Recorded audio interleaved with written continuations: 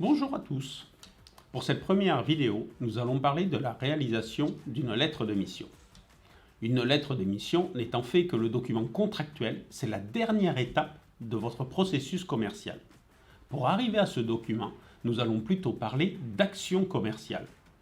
Faire une action commerciale revient à répondre à 4 questions basiques. Qui, quoi, combien et quand.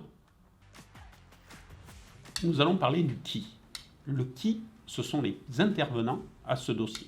On va retrouver pour la réalisation d'un dossier, évidemment, 3 intervenants. Vous aurez la personne morale, qui sera le prospect pour qui vous allez réaliser la lettre de mission. Vous allez retrouver évidemment le donneur d'ordre, qui est en fait le dirigeant, la plupart du temps ce sera le dirigeant de la société. Et enfin, nous allons retrouver l'intervenant. L'intervenant, c'est la personne qui réalise cette lettre de mission. La plupart du temps, c'est l'expert comptable qui va s'appuyer sur son expérience et son savoir-faire. L'inconvénient, c'est que c'est lui qui doit souvent réaliser le travail. Pour pouvoir déléguer ce travail à l'ensemble des collaborateurs, cela demande d'informatiser votre processus pour permettre l'utilisation par n'importe quel intervenant, qui a un certain niveau d'expertise tout de même, pour réaliser une lettre de mission identique, quel que soit l'intervenant qui intervient sur le dossier. Nous allons parler du coût. Votre collaborateur qui doit réaliser le travail va devoir réaliser un type de travail. Pour ça, on va retrouver plusieurs systèmes. Vous allez avoir la réalisation de la lettre de mission avec les missions comptables, sociales, conseils, juridiques, informatiques. Il peut y avoir une somme de missions différentes.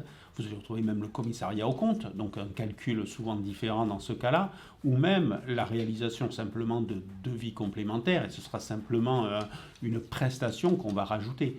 Donc ce quoi va vous imposer de réaliser ou de vous poser en tout cas les bonnes questions du processus interne pour la réalisation de ce quoi.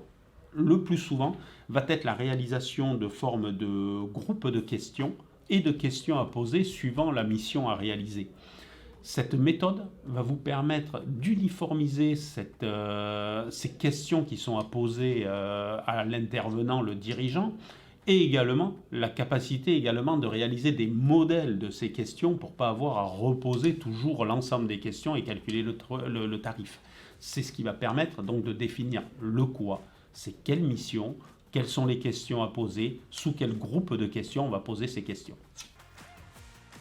Le combien, c'est le nerf de la guerre de tout le monde, ça va être le calcul du coût. Donc, une fois l'ensemble des travaux définis, nous devons quantifier un prix sur cette base de travaux. Vous allez avoir pour cela 4 méthodes. Le plus courant, nous allons prendre le temps à passer sur une tâche, le multiplier par le prix de vente du collaborateur. Nous parlons de qualification de collaborateur plus que de collaborateur, puisque vous ne savez pas encore qui va travailler sur la mission. Donc on aura un prix de vente qui va se multiplier par un temps à passer sur une tâche. La deuxième méthode va consister à prendre simplement un forfait sur un travail à réaliser. L'inconvénient de prendre un forfait, c'est que si c'est un petit dossier, souvent on se retrouve à surfacturer les dossiers, et quand ce sont des gros dossiers, ça va être l'inverse, vous allez sous-facturer votre dossier. Donc ce n'est pas forcément, le forfait n'est pas le meilleur des moyens. Vous avez l'intermédiaire entre les deux qui va consister à faire un prix suivant la quantité. Donc vous allez pouvoir avoir des coûts dégressifs suivant que le temps ou le nombre de travaux à réaliser va être important. On retrouve ça souvent dans le social pour les bulletins de salaire. C'est quelque chose d'assez pratique et qui est souvent employé. Enfin, la dernière méthode, c'est vous allez définir manuellement un tarif et vous allez faire vos lignes et vous allez définir le tarif. Alors ça, je le déconseille totalement, puisque dans ces cas-là, vous allez vous retrouver à avoir un tarif qui va changer suivant le collaborateur, suivant l'humeur du jour, et vous n'allez pas uniformiser tout ceci. Donc, évidemment, c'est une méthode qui existe, qui est très pratique et très simple, mais je la déconseille fortement. Elle ne sera abordée très légèrement au niveau de la suite de l'exemple que je vais vous présenter. Pour finir, nous aborderons le quand. C'est la qualité de votre analyse à déverser votre plan de charge à l'ensemble de vos collaborateurs.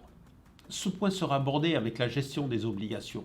Nous retrouvons souvent la complexité de transformer un calcul tarifaire qui va être fait sur des temps annuels et le déverser dans un plan de charge mensuel, puisqu'ensuite on va avoir une décomposition à répétition suivant le trimestre, suivant le mensuel, suivant le quadrimestre. Donc la bascule de cette partie-là va être un exercice assez complexe de transformer un calcul tarifaire qui est souvent sur des temps annuels en le transformant en tâches ponctuelles, en obligations, on va parler plutôt d'obligations, en obligations ponctuelles qui peuvent être mensuelles, trimestrielles, quadrimestres ou autres.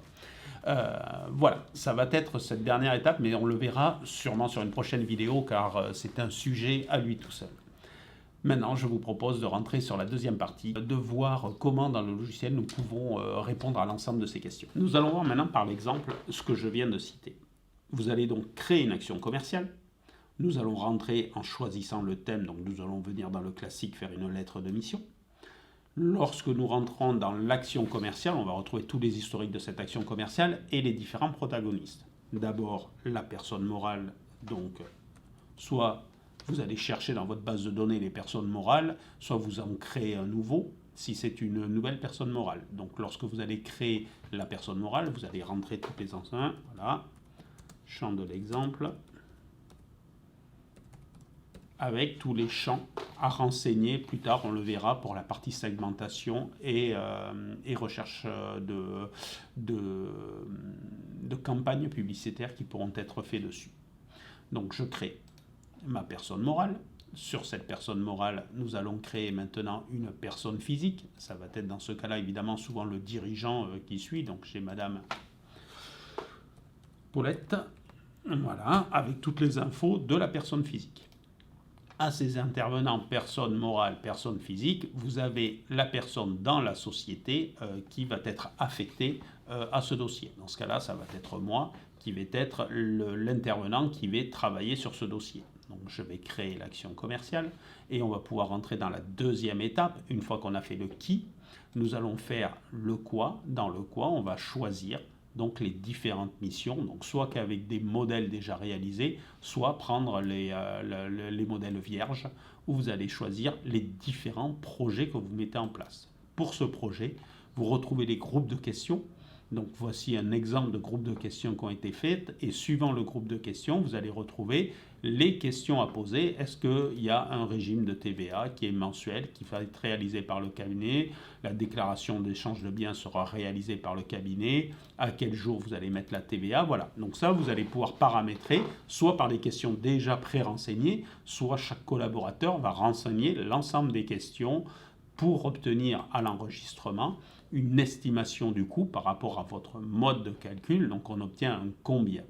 Pour arriver à ce combien-là, il y a évidemment tout un paramétrage qui est mis en place. Donc dans la configuration du système, vous allez définir l'ensemble des obligations, comment c'est calculé, quel est le coût qui est associé. Donc ça, on le verra dans le paramétrage, mais vous obtenez la deuxième partie, lorsque vous passez par le calculateur, vous obtenez le tarif des différentes options que vous décidez de faire pour le cabinet. Et donc, chaque collaborateur va, en fonction des questions, arriver à un tarif unique qui est le tarif de l'entreprise. La troisième partie, évidemment, je reviens sur la constitution de la lettre de mission, puisqu'on a vu le qui, on a vu le quoi et le comment, qui sera vu plus en détail dans le paramétrage, mais qui permet bien d'arriver à une tarification ligne par ligne. Une fois qu'on a rempli toutes les questions, on a la vision d'ensemble, donc en mode calculateur. Je retrouve l'ensemble des obligations qui ont été définies par rapport à ce qui a été coché. Ces obligations ont un tarif. Le tarif est défini par rapport soit à un temps, soit par un forfait dégressif en fonction des quantités, soit on décide de ne pas le facturer, donc on va le laisser gratuit, mais on le verra, il se déchargera bien dans le plan d'obligation, même si on ne facture pas cette obligation-là. Donc vous obtenez bien l'ensemble des calculs, des remises éventuelles, et la possibilité également de rajouter manuellement une ligne. Donc là, je vais marquer ma ligne. Vous allez définir à quel collaborateur vous affectez cette ligne par rapport à votre plan. Et évidemment, si c'est au temps passé, au forfait, la durée estimée, et le système va vous permettre d'enregistrer des lignes manuelles pour compléter le tarif par des lignes manuelles.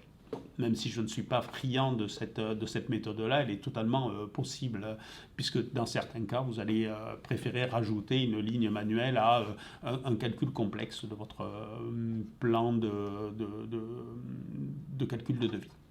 Enfin, vous allez arriver à la lettre de mission, vous retrouvez votre projet, vous n'avez plus qu'à choisir votre modèle de lettre de mission suivant vos différents modèles que vous pourriez mettre en place.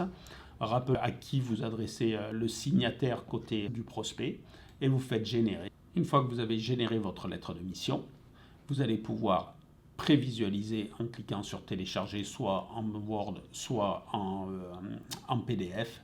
Et là, vous allez avoir évidemment dans le système le modèle de votre lettre de mission qui est remonté avec tous les champs de calcul de tarifs, de prix d'exercice de votre mission et également en fin d'édition l'ensemble du tableau qui va répartir tout ce que vous avez coché et à quelle périodicité vont avoir l'ensemble des travaux à réaliser de votre lettre de mission. Voilà comment vous allez pouvoir mettre en place l'action commerciale et les différentes étapes qui doivent être réfléchies pour être rentrées dans un suivi. Enfin, je me permets de faire juste une aparté sur évidemment la signature électronique. Vous avez la possibilité d'associer votre signature électronique par Je signe expert et évidemment toute la gestion que l'on verra d'envoi de vos lettres de mission joints par des modèles de courrier. Mais ça fera le sujet d'une autre vidéo. Voilà, nous avons fait le tour de cette présentation. N'hésitez pas à vous abonner et à liker sur notre chaîne YouTube. Je vous dis à bientôt. Au revoir.